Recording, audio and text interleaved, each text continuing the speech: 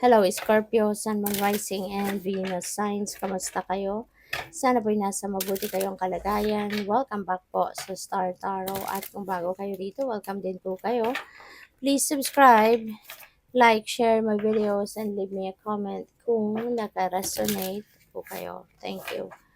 So, first card ni Scorpio, we have winning. Wow, Scorpio, nagpaiwan talaga siya, di ba? Yung card na to. So, sooner or later, luck comes to everyone. So, don't spend everything all at once. Then, kapag nanalo ka na, kapag dumating na yung limpak-limpak na pera ito para sa'yo. So, yun, sooner or later daw, diba, siswertehin kayo at mananalo kayo. Magkakaroon ng pera kayo and this is a windfall of money. So, what else? We have home-based. Home is the harbor of the soul. It's the safest place you can be. So, change your environment. Okay? So, pwede ng iba sa inyo, you're going to ah, change your environment po pwede 'no, na dati, puro kayo siguro, most of your time 'no, you have spend that sa office 'no, pupuwedeng office work or kung saan ka man nagtatrabaho. Maaaring, um, ano din, as in majority of your time 'no, most of your time, you have spent sa workplace ninyo. Kaya maaaring alam mo 'yun, nasawa ka na, napagod ka na, and parang nasasabi ninyo siguro na it's about time naman para mabago naman yung paligid ko, baguhin ko naman yung environment environment ko. Kaya siguro magdedesisyon ang iba sa inyo na mag-work from home, mag-request ng work from home, or pupuwedeng magki-quit na sa trabaho, magre-resign na lang at mag-shi-shift ka na into entrepreneurship.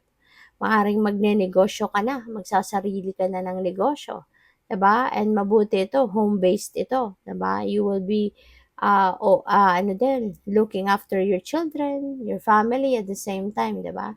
Na nagnenegosyo ka or kumikita ka. So we have wisdom. Insight into the nature of physical objects gives you foresight. So use your best judgment. Kaya alam mo na, ang dami mo nang alam sa buhay. Ang dami mo nang pinagdaanan na mga lessons, na mga experiences. So, kumbaga, seasoned ka na in terms of life experiences. Kaya, yun, gamitin mo yung inyong kaalaman, gamitin mo yung inyong wisdom, 'di ba? At i-apply mo yan sa, ano mo, sa sitwasyon mo. So what else? We have shedding, reducing losses, elimination, and completing a new metamorphosis. So it's time to set higher goals. Okay? So, ano to, parang kung dati siguro okay lang sa'yo na kung ano lang nangyayari, okay lang, you're just going to embrace it, 'di ba?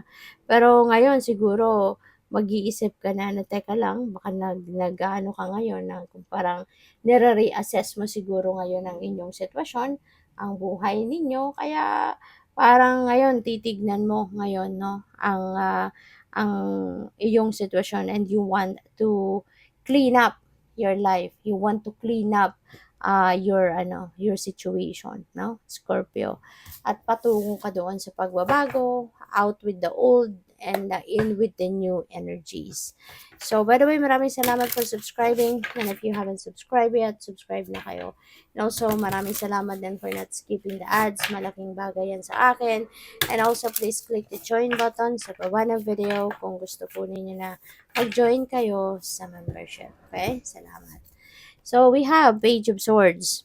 Ayan. So, ang iba sa inyo dito, maaaring you are going to gain more wisdom. Baka mag-aaral ka, baka magre-research ka, ganyan. Or siguro nag-feasibility study ka regarding a business na gusto mong buksan, no? Pwedeng ganon.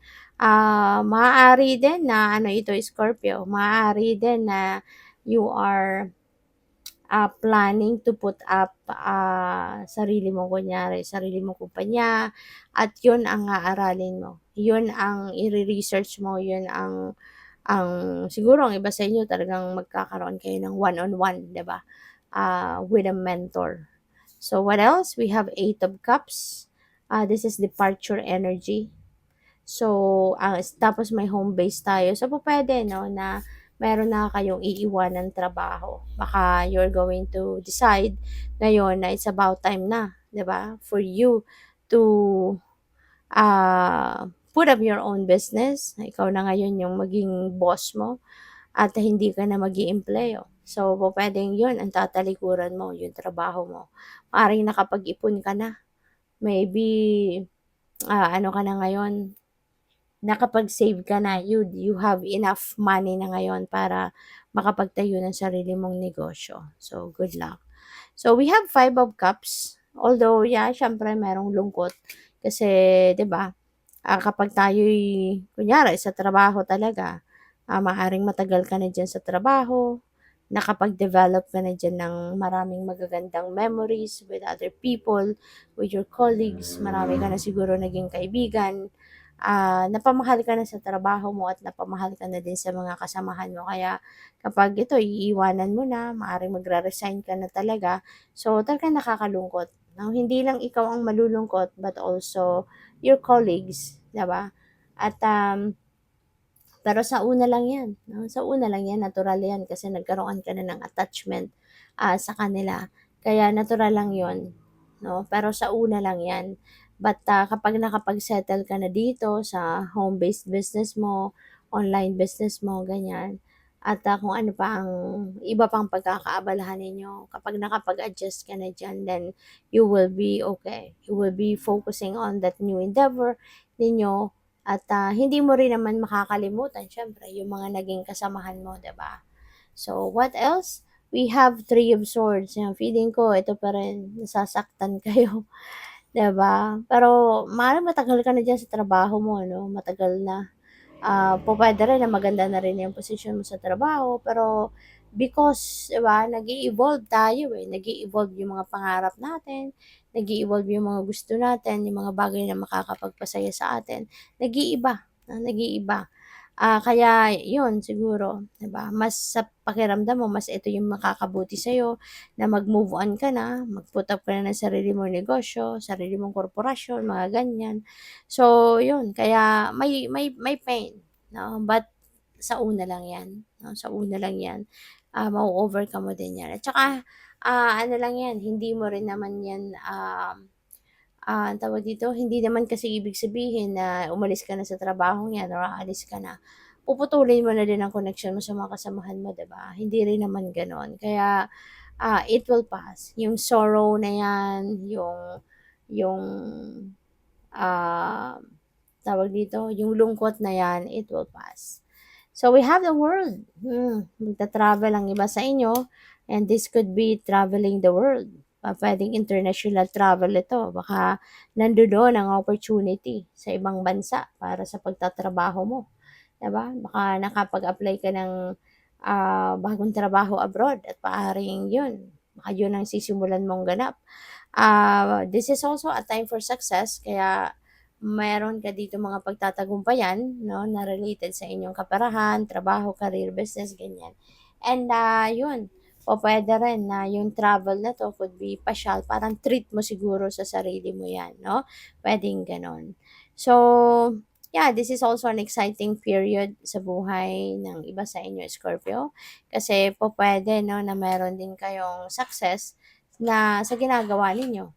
Whether that is in your career or trabaho ninyo or business, yung gano'n, may tagumpay ka.